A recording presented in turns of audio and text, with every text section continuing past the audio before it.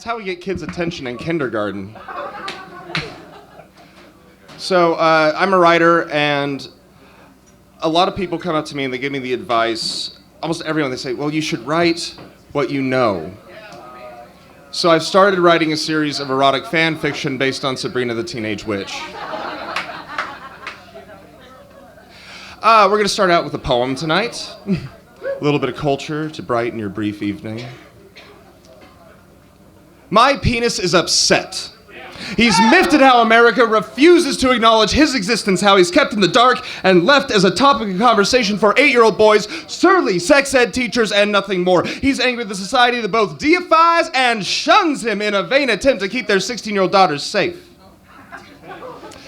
I ignore him too. Every morning, a big, booming voice from under the covers says, "Feed me, Seymour, feed me." But I do ignore him. Because of our refusal to accept his demands, he has really begun popping up at the worst of times. Why, just the other day, I was teaching the second conditional on the board when he decided he wanted to let everyone know that he understood grammar too.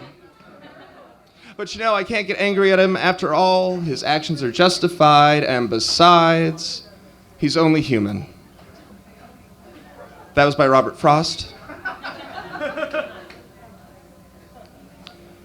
So my mom's begun pimping me out.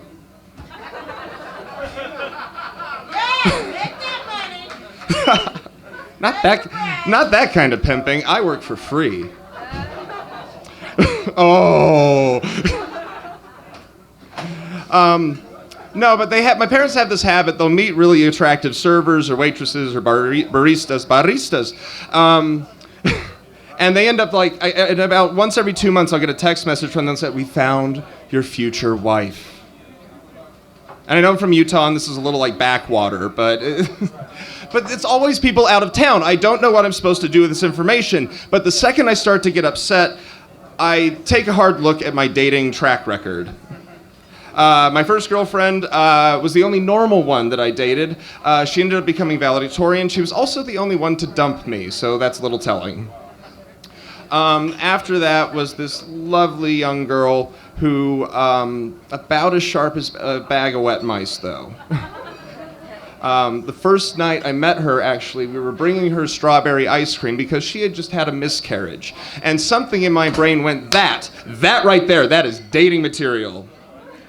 Spent the next 5 months with her. She would say the weirdest fucking shit, too, like, "I'm going to join the Marines when I turn 18, because then at least it won't be my parents telling me what to do." Or, "I'm only racist, but against Mexicans." Again, she wasn't terribly bright. After that was a young woman who was a dancer. She was incredibly artistic. She also ended up being a sociopath, which resulted in me having to change my address and filing a lawsuit against her. This ended, though, with my most recent long-term girlfriend. She was very, very neurotic, and she had 2 children. But I actually really loved this girl.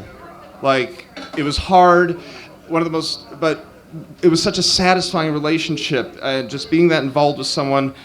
And I really wanted more than anything to make this work. And there's still times, even today, I kind of miss that slapdash pseudo-family that we cobbled together just through love and sheer force of will.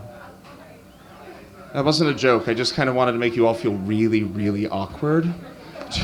Just, "Hey, what? Come on, man. We were laughing at your horrible life decisions." And then that just, took a left turn down a rabbit hole we did not want to go down there with you. All right. But enough about me. There's an ad that's running right now for Jose Cuervo, and they have chosen for some ungodly reason Kiefer Sutherland as their spokesperson. Now, this is like getting Sasha Grey to be the spokesperson for an abstinence-only program in Texas high schools. Because if you don't realize, for those who don't know, Kiefer Sutherland is the poster child for public intoxication and DUIs. If you Google Kiefer Sutherland and Christmas tree, you can find a video of him in like the Beverly Wilshire or some other posh Los Angeles hotel, and someone is going, "Hey, Kiefer," and he goes, "I'm a pirate," and tackles a Christmas tree in the lobby. But I am wondering, just what is the fucking thought process here? Just coming up with taglines. I don't always drink and drive, but when I do, I'm sauced on Cuervo. I don't know, man. Drugs are a hell of a drug. Speaking of drugs, I had a junkie acquaintance I used to know. His name was Craig. And I'm telling the story to sort of leave you with a little bit of hope at the end of the evening. I was selling Craig a laptop, and he was supposed to pick it up the day after. I call him the next day, and just nothing.